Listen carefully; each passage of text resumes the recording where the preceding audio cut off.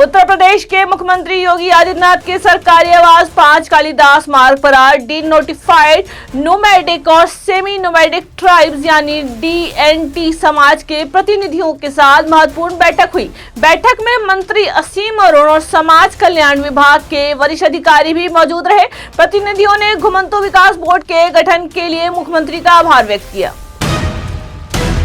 प्रधानमंत्री नरेंद्र मोदी ने हाल ही में भाजपा में शामिल हुए सांसदों को सोशल मीडिया का जिम्मेदारी से उपयोग करने की सलाह दी। उन्होंने संसद में संयम बनाए रखने, गुस्से में बोलने और अनावश्यक शोर शराबे से बचने का संदेश भी दिया। जम्मू में राष्ट्रीय ध्वज के कथित अपमान के मामले में PDP प्रमुख महबूबा मुफ्ती के खिलाफ शिकायत दर्ज कराई गई है। मामले को लेकर राजनीतिक हलकों में चर्चा तेज हो गई है।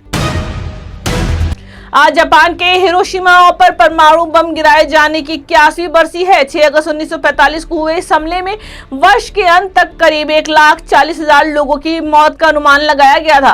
3 दिन बाद नागासाकी पर भी परमाणु बम गिराया गया था।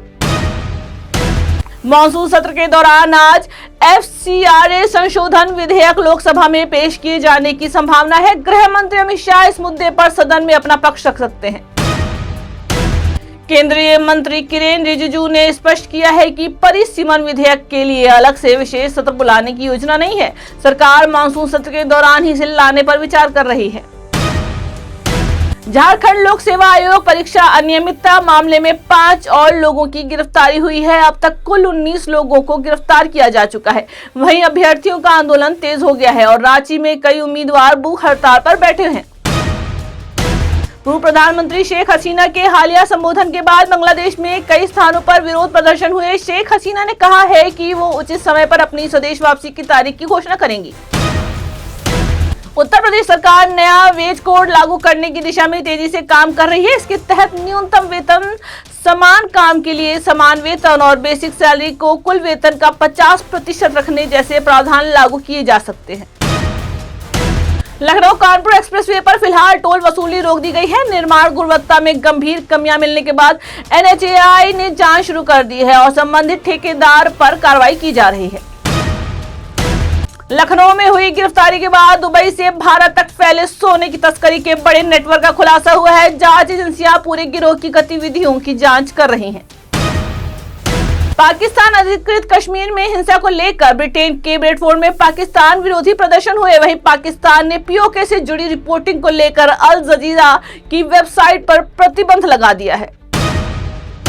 ईरान के राष्ट्रपति ने कहा है कि सुप्रीम लीडर मोस्तफा खामनेई तक पहुंचना बेहद मुश्किल है। इस बयान को लेकर अंतर्राष्ट्रीय स्तर पर चर्चा हो रही है। इलाहाबाद हाई कोर्ट की लखनऊ बेंच ने पंचायत चुनाव में हो रही देरी पर राज्य सरकार से जवाब मांगा है और समय पर चुनावी तैयारियां पूरी करने की सलाह दी है। नई दिल्ली में 17 से 23 अगस्त तक होने वाली बैडमिंटन वर्ल्ड चैंपियनशिप की तैयारियां अंतिम चरण में पहुंच गई हैं। 80वें स्वतंत्रता दिवस समारोह में लाल किले पर राष्ट्रगान से पहले वंदे मातरम के सभी 6 छंद प्रस्तुत किए जाने की तैयारी की जा रही है। भारतीय रिजर्व बैंक अगले वित्त वर्ष की शुरुआत में प्लास्टिक नोट जारी करने की तैयारी कर रहा है। इससे नोटों की टिकाऊ क्षमता बढ़ने की उम्मीद है। सोने की कीमत करीब 1,49,000 रुपए और चांदी करीब 2,29,000 रुपए के स्तर तक पहुंचने की खबर है। निवेशकों की नजर बाजार की आगे की चाल पर बनी हुई है। उत्तराखंड समेत उत्तर भारत के कई राज्यों में भारी बारिश, बिजली गिरने और तेज हवाओं की चेतावनी जारी की गई है। प्रशासन ने राहत और बचाव दलों को हाई अलर्ट पर रखा है और लोगों से सतर्क रहने की अपील की है। मूसलाधार बारिश से गुरुग्राम में जनजीवन प्रभावित हुआ है और कई दफ्तरों में कर्मचारियों को वर्क फ्रॉम होम की सलाह दी है। वहीं उत्तर प्रदेश के प्रतापगढ़ में भारी बारिश के दौरान मकान ढहने से 6 लोगों की मौत हो गई।